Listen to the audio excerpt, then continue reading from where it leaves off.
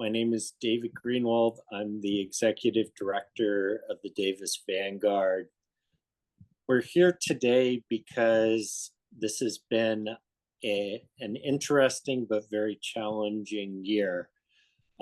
We have, for those who do not know, been fighting off an IRS challenge for much of the last year.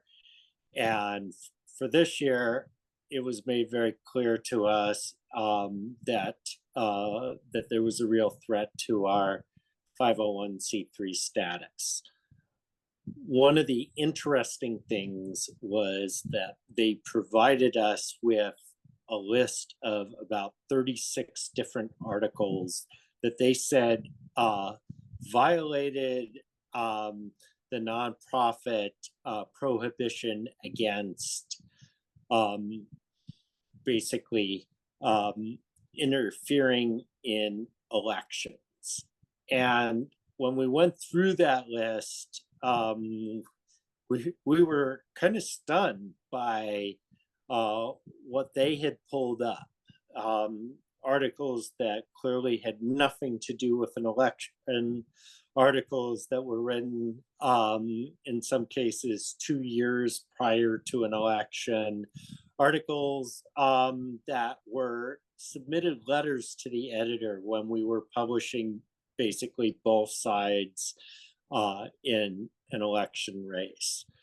And so we had to hire an attorney at great cost. And it's kind of twofold, right? Because on the one hand, we had to pay the attorney a lot of money. We also had to pay CPAs and all sorts of other folks a lot of money.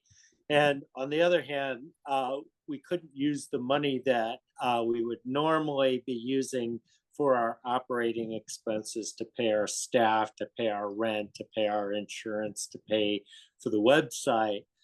And so it was putting us behind the 8 ball. And every single time we've come down to the wire each month for the last several months, where we've just had to basically beat the bush and raise this money. And one of my friends made the point that, hey, this is not sustainable. And I'm like, well, I know it's not sustainable. So I want to kind of tell you guys 2 things. One is that while we have gone through this emergency, we have been putting in place a lot of work behind the scenes so that in a few months, we're going to be in really good shape. And the folks that are following me are going to talk about some of the things that we've done. The other thing is good news.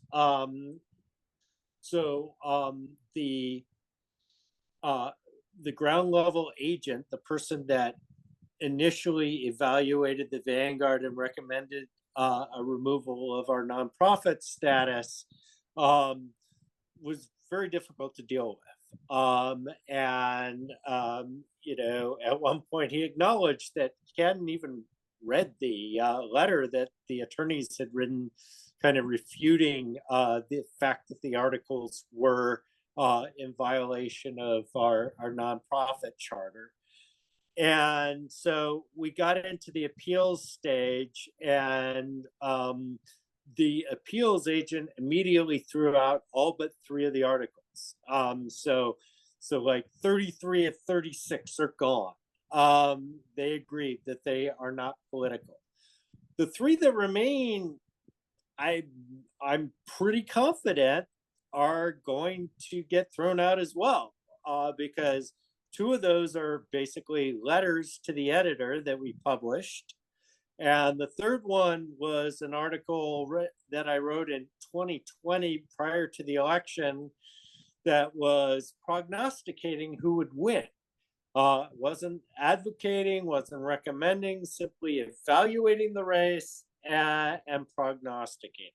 So I think in the end, when the agent gets our response, they're going to throw that out.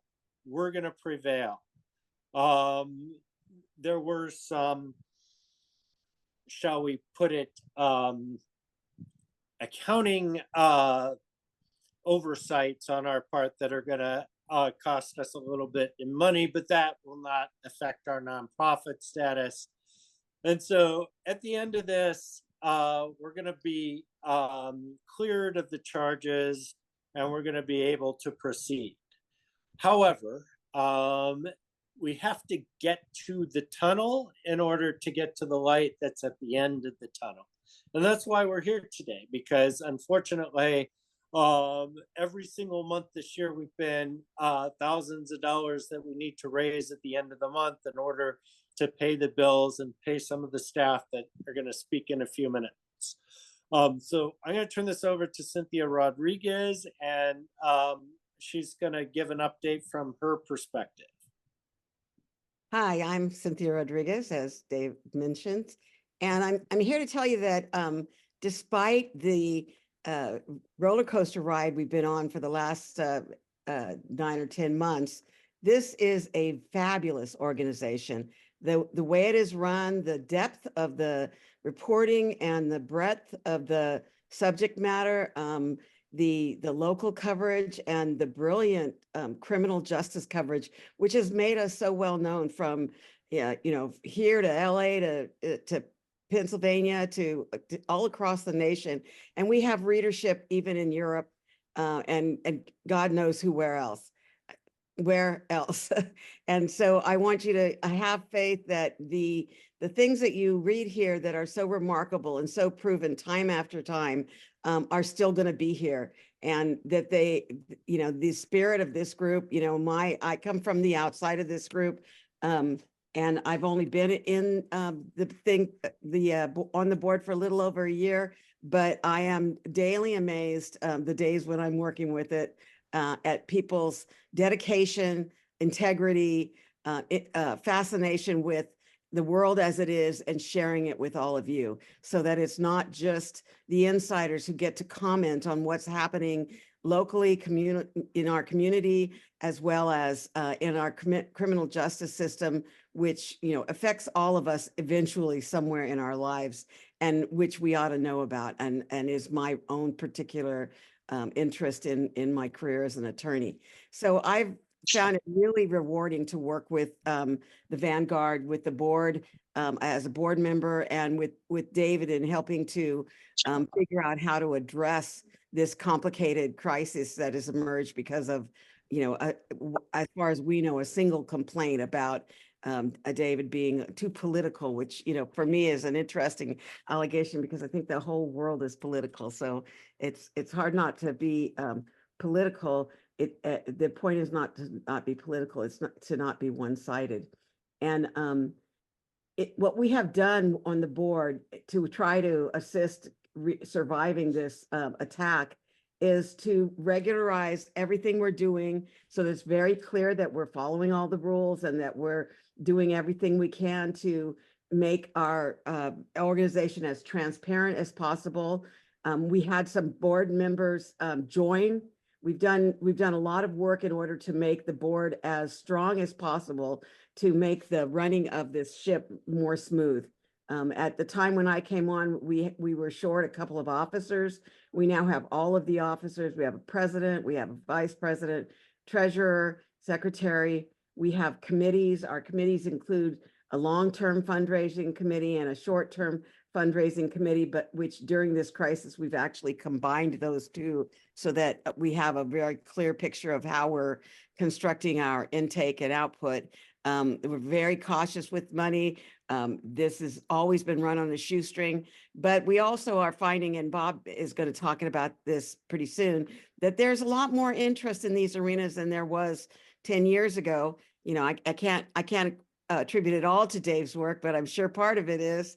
And that we have now many, many more opportunities to seek grants and other things that will keep us going well. So this regularization, with making sure we have all our officers in place, all our committees in place, all our business reviewed, our treasury posted, all the things that we need to do in order to be the nonprofit that we've always been, We have really made sure that's happening, and we're very proud of this organization. I would like to make sure that you know that we take every bit, every penny, every nickel seriously, and that the contributions that you've been making have helped us, round out our treasury at a time when our budget, at a time when the assault of these large attorney bills, and I know a lot about attorney bills, and I think the ones we've had have been very reasonable, but they've also been persistent because the work has had to go on, whether somebody gave that week or not. And what we're proud of, especially, is that what Bob's going to talk to you about, which is how we are planning in the future not to have to rely on crisis management. When the crisis passes, so will the need for extra money. And as a matter of fact, we will be more able to grow to some programs that we've been talking about for quite a while, because we've learned so much about how to grow our treasury during this time when we were fighting this battle of establishing exactly how we've always run the place. So as proud as I am of the board, I'm really proud that we were able to interest Bob Adams, our next speaker, to come and help us with the fundraising and the grant world. Bob? Hi, thank you so much, Cynthia and David. I think I ended up meeting David back in the early 2010 period. I think I was children's commissioner back at that time for Sacramento County. And I've always been highly engaged with people that are underrepresented and are low income or are minorities that have just been not given the same advantage and opportunities that everybody else has. So that's always been near and dear to my heart. And what I found out is I went from a school administrator many years where I did a lot to give funding to students of low income, of minorities, to get them into the school and give them an opportunity to be like everybody else. But I found that I have grown into a role now of getting grants, and I'm able to do a lot more than I used to. Before, I used to just affect the community that was coming to me. Now I do grant writing. I do it for schools that are in state, out of state, and I can tell you the thing that hit me was when I was sitting back thinking about, wow, who do I know here locally? Because I'm a Sacramentan since 1980. This is just my life, my home here. And all of a sudden, I called David up one day, and David said, wait, we could really use something like this. And really, the goal that I have is to deal with, obviously, David's rainy day fund has been used up at least once. And what I saw was there's an opportunity for us, especially because Vanguard is ripe for it. Vanguard has been living off of 100% donations, except for this one grant, the Spark Plug grant that Joan, the director of the school, got for VIP, the Vanguard incarceration project.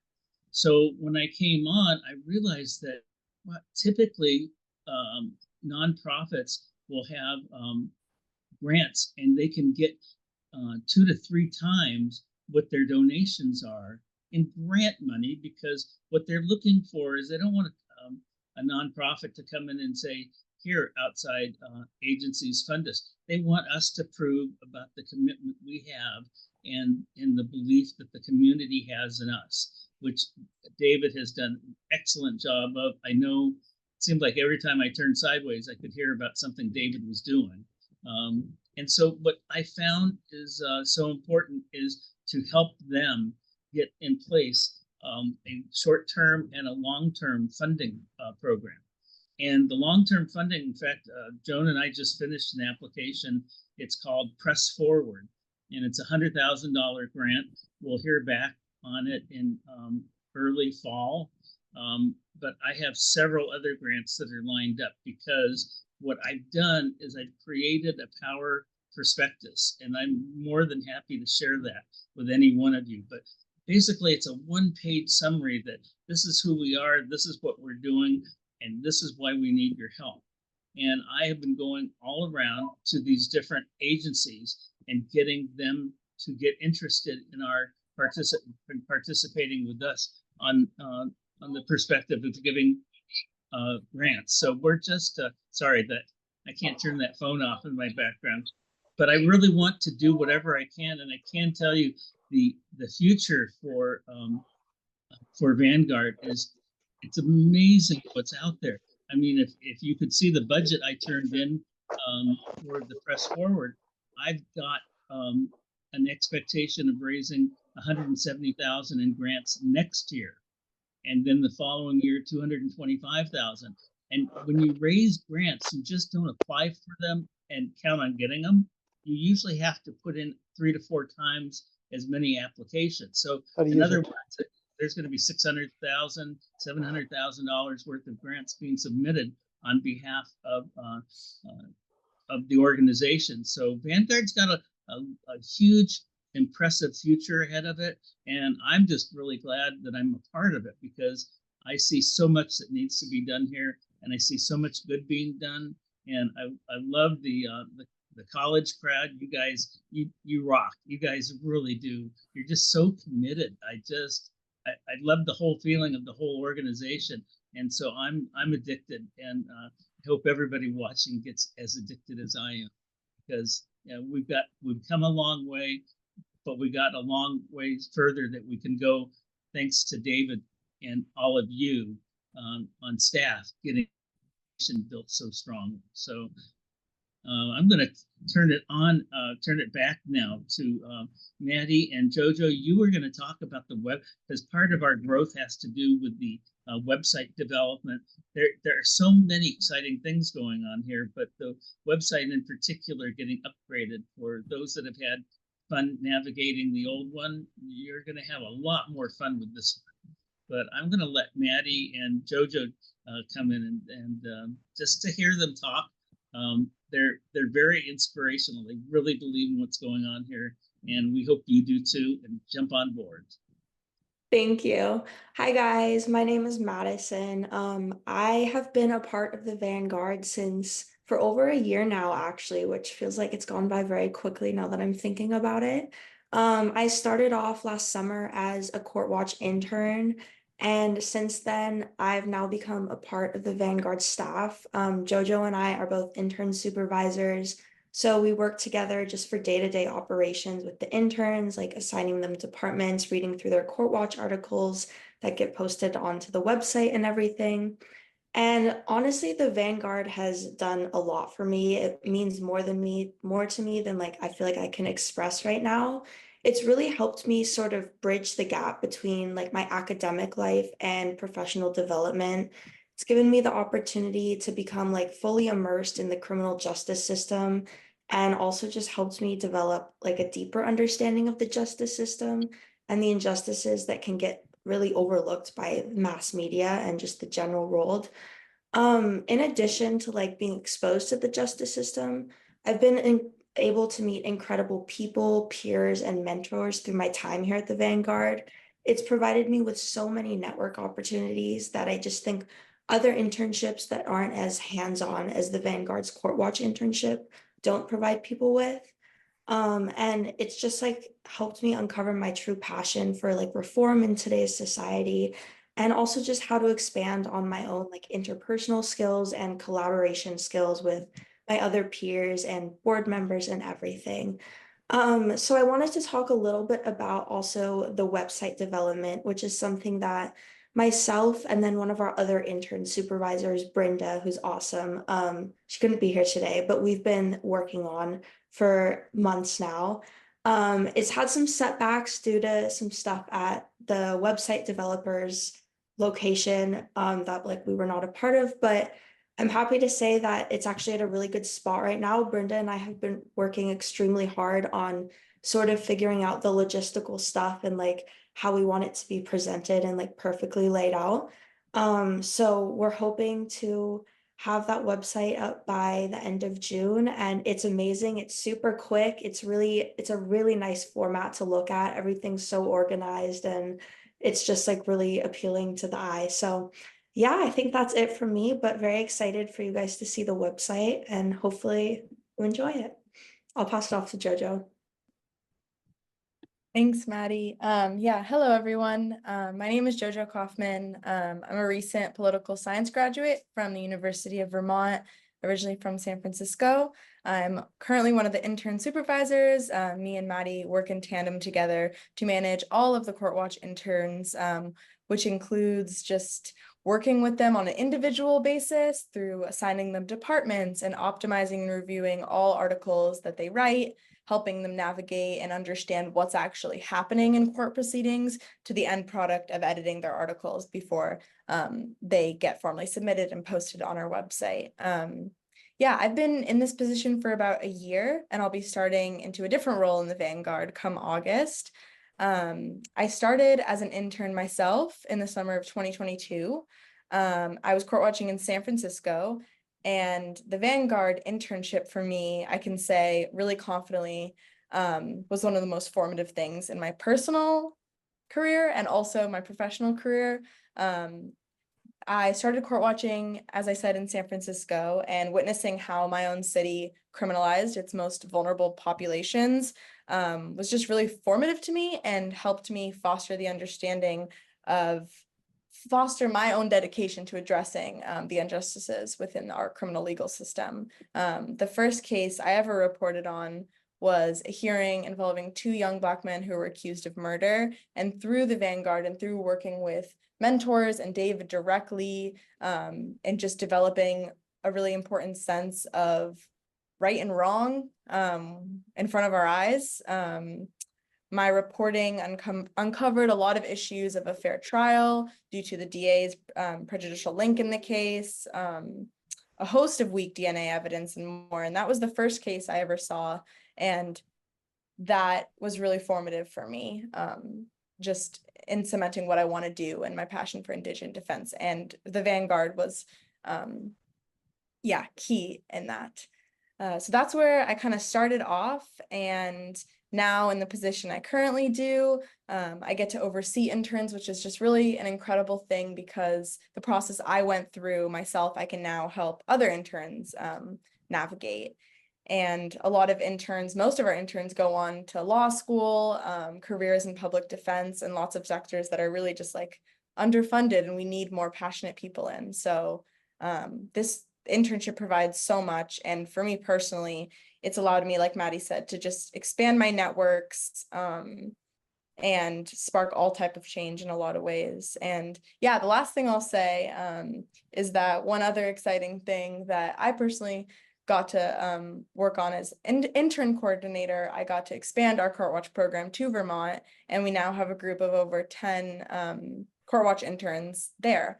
Who are reporting on a lot of critical issues affecting the communities here. And so I think that's one incredible thing about this organization is that you have the room to expand in any way you want, whether that's starting a podcast, whether that's bringing in Court Watch reporting to the city you just moved into. I mean, you really are bringing justice to so many places. So I feel very grateful for the Vanguard. Like Maddie said, it's kind of hard to explain how grateful I am for it. So yeah. I can talk next if that's cool. Hi, my name is Sophie. I started at the Vanguard pretty recently in March 2024. I graduated from UCLA last year in June with an English degree and a professional writing minor. So yeah, I've only been at the Vanguard for a few months, but my time here has been incredibly rewarding and valuable to me. So one of the projects that I work on is the Everyday Injustice podcast, which is hosted by David. We've put out over 200 episodes since its conception, and we have many different types of guests. We've interviewed former policemen, academics, professors, incarcerated people, lawyers, and I think dare I say, it's one of the best criminal justice podcasts out there because we cover such a range of people, and David is such an incredible host given his history with the criminal justice system. And I feel like I learned something new in every episode, which is really exciting to me because I came into this world without much of like a knowledge of the criminal justice system. And the podcast is great because it really gives you like an in-depth look at different stories and different people, which is something you might not get from just reading articles on the website, which is really cool. Some of my favorite episodes that we've put out recently include one on Rasan Thomas. He also goes by New York. He was on the Ear Hustle podcast, which won a Pulitzer Prize, and he was incarcerated in San Quentin for many years. And he got to talk about his story from first being incarcerated to being released recently. And now he's a very successful filmmaker and artist. And it was really inspiring and cool to hear his story and how he continues to help other incarcerated people get their art out there. We've also been reporting on the Angelo Quinto case, which is this wrongful police death of someone who was having a mental health episode, and the family became activists for the area and were able to secure some criminal justice reforms because of their case. And we've been covering that basically as updates come out. So that's been really exciting to just know that we're on the ground and like covering things as they happen. So yeah, the podcast has been a really incredible project for me, and I'm really proud of a lot of the episodes that we've put out. The other project that I work on is the Vanguard Incarcerated Press, and that has been also absolutely amazing. If you don't know what that is, it's a monthly newsletter that we release of incarcerated people's writing. And it's also been great for me just for my career. I mean, I didn't know that I was going to be using my English degree, honestly, until I got this job. And I'm really happy that I get to work with people's writing and edit it.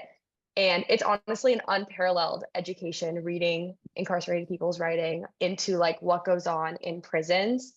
So that's been like really impactful to me to just like hear from these people, like what they experience in the criminal justice system.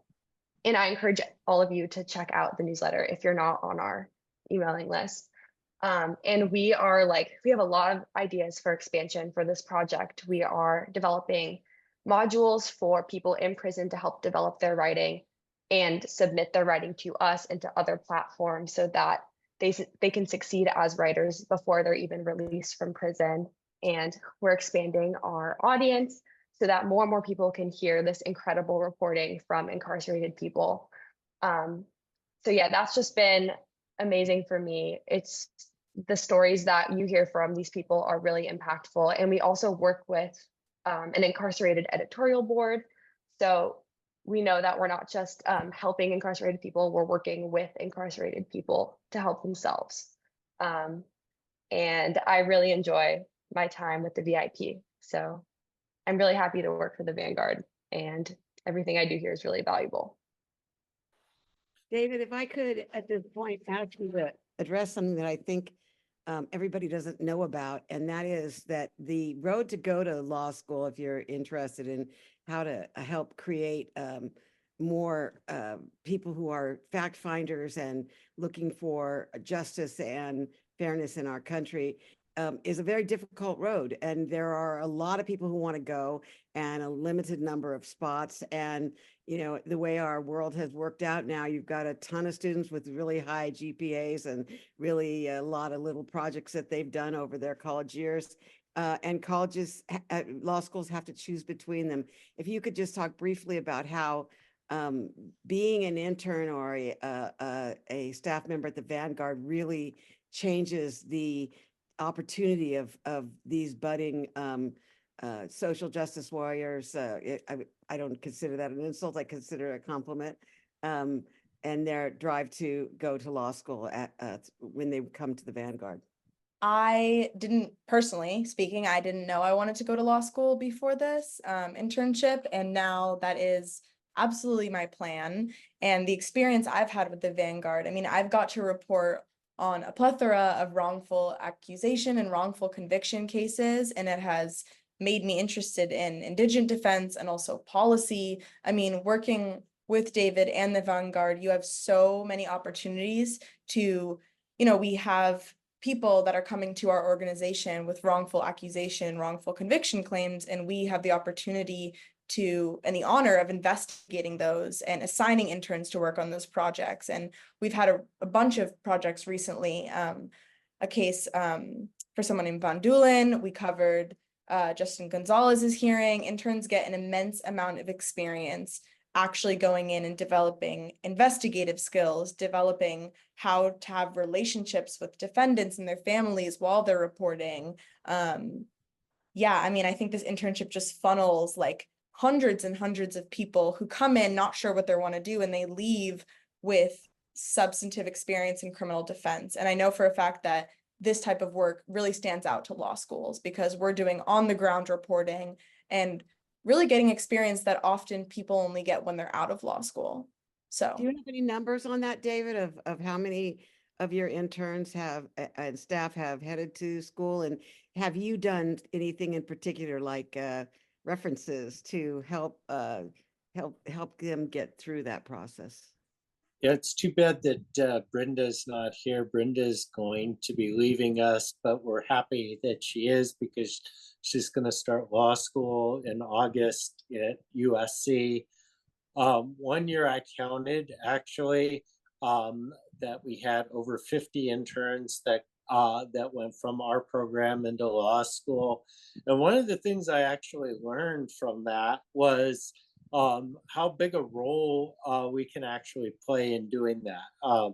Not only is the Vanguard something that people can put on the resume that'll make them stand out, but also, I've honed my skills as a letter writer to learn how to help people actually get jobs and get into law school.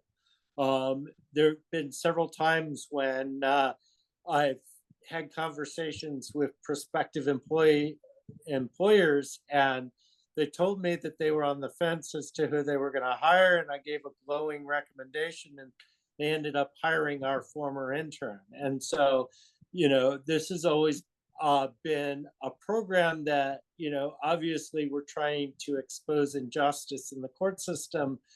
And I only learned later that we're also helping to train the next generation of attorneys. And so I'm really proud of that. It's particularly exciting, I could say, as a 40-year attorney, to see a group of people who are aided in admission to law school, not by their grades in their finance class or their plans to go with a major firm and work, 90 hours a week doing discovery for civil lawsuits. To see such a drive back towards, towards doing right and doing good. And I think that it's so exciting to see another generation. I went to law school and college in Berkeley in the 70s and in the Midwest also. And I saw a lot of this excitement. And then when I taught a class at Davis a few years ago, I heard a lot of people telling me how they were going to get jobs out of law school where they were going to be making more than I did as an executive at the Department of Mental Health doing law for prisoners who were housed in mental health hospitals. They were going to come out and make this big money. And I heard only a few stories. This was about 18 years ago, of people who were doing this kind of public interest law. So having come to the Vanguard, seeing what David has organized, just an incredible feat that I don't think is paralleled in many other nonprofit or regular or any kind of businesses or groupings, at bringing in students, young students who will be getting what they need, whether they grew up in a family that had a lot of opportunities to volunteer in different places or for paid jobs in different places. They can, through this program, get all of the experience they need for the entree into a world of really important social issues that, if we don't support them, it undermines our democracy. So I'm so proud of you all, and for your interest in these ways of being and living, and for your dedication and your drive. And for everybody who contributes to this, this is what you're contributing to. You're contributing to the making of a generation of people who are interested and concerned with their communities and who will be doing the work that keep us on the right side of history. Yes, and you know, to pull the PBS line, you know, it's donations from the public right now until we can get the grants flowing in, and we're probably 3 months away from getting the grants flowing in. So we just need to keep us afloat, and unfortunately, that means we have to keep hitting our readers and our supporters over and over again this year. It's been so challenging. So for those of you who are in the audience right now, and those of you who are watching this video, I want to thank everybody because this has been a challenging year, but the light's at the end of the tunnel. We're not there yet. And so I hope you can donate and help us continue our operations and continue working with these amazing young people. The donations right now for this month and for most of next month, and then in August, of course, we're having a fundraiser, which will bring in a lot of extra money from our regular sources. But the donations this month and next month are absolutely essential. And I want to say also to those of you who've given already, thank you. And if you can reach back into your pocket and try again, thank you for that. And of course, if you have any questions, now's a good time to ask. We'd be happy to take your questions. You can write them in the chat, or Maria, I see you've got your hand up. Why don't you tell us what you're thinking about? Well, I just wanted to thank David and everyone for the work that David's been doing for so many years. David is the first journalist or the first newspaper that I'd seen in Davis or in Yolo County that was addressing the political disparities that we were all living as Latinos. And so we had Al Rojas as an activist that was, you know, talking against the injustices and the gang injunctions and all of the things that were happening that was bad for the Latino community. And then I come across the Vanguard, and I go, oh my God, look, someone's actually publishing something about this.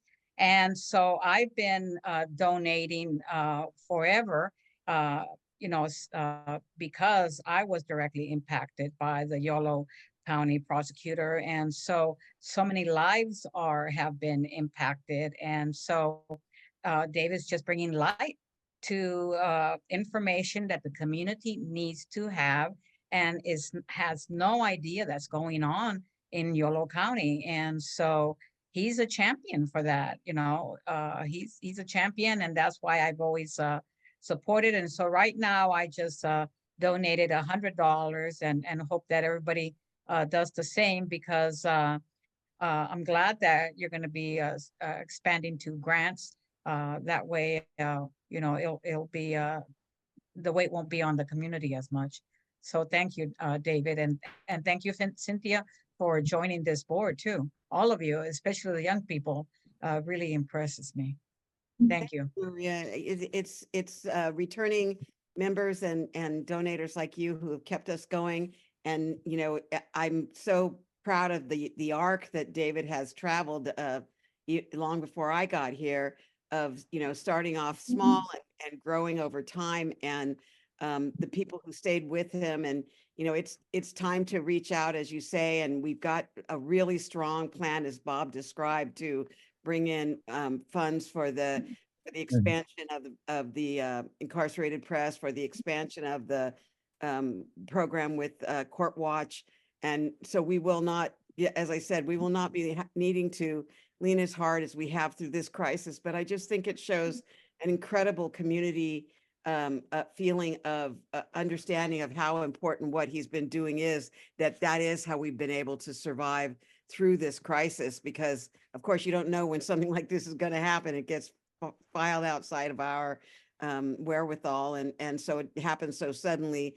And I'm also really proud of the Vanguard for responding in itself in several different ways. It hasn't just, I know for a lot of people, it may feel like David keeps coming with his handout, but the reality is all the time he has spent asking folks for money to get us through this only equals and probably isn't even as much as the time he spent making plans for the future, how we get money in different ways. And we are so close to that now. None of those things happen overnight.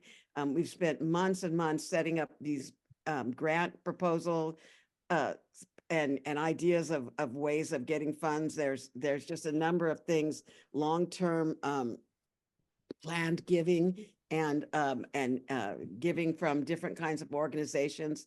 And, you know, this is all going to pay off. We really are landing in the right spot. And I can only thank people like you, Maria, who've been giving for years and who understand the need to give right now, even though it seems like it's, you know, a frequent problem. We're getting the house fire put out. The flames are dampening and we're doing very well. And, you know, some organizations with less heroism than is here might not have made it through this crisis, but the Vanguard's here to stay, and I'm really proud to work with it. The Vanguard offers a platform to expose things and to discuss things at a much higher level than the enterprise does. You really don't understand Davis politics unless you understand and read the Vanguard. It's really important to our community here, and I think to the YOLO community, because it exposes things and it provides information. Otherwise, we're just reduced to press releases, which too often the enterprise with its short staff is reduced to reprinting press releases, I think. So democracy dies in the dark, and Davis is a strong, more than a flashlight. He is a flare in the darkness on Davis politics, and I know he fills an absolute void in the criminal justice area, but I can speak to the Davis aspect. And he also carries an institutional memory because he's been around longer than not everyone, but figures of one hand, people who have the same sort of institutional memory. Our council members do not have the institutional memory that David does. Thanks, Alan. All right, so we're gonna wrap this up now. I want to thank everybody for coming. We need to raise serious money once again this month, and we're moving in that direction. So thank you to everybody here. Thank you, David. Thank you for what you do. And thank you all for the donations you have given until now. You're really an inspiration for where Vanguard can go. The long-term funding strategy is it's mind-blowing. You realize the potential. All I've been involved with at this point has been the Vanguard Incarcerated Press. I'm really looking forward to getting involved and getting funds for Court Watch, and let alone for the for David's blog. There's so much going on here, and there's so many people since COVID that have gotten into the field and have said we want to give grants out. We want to help the community, and especially with this level of politics going on now at a national level, we really need the voice of the local community back. It's so sorely missing, and not only the local community, but underrepresented community. So we're really in a spot that I don't think David and Vanguard has been in ever close to this great of a position before, as far as getting people that are funding. And I'm finding a lot, and I'm looking forward to finding more. See you next time. Thank you, everyone. Thanks, everybody. Thank you. Thank you.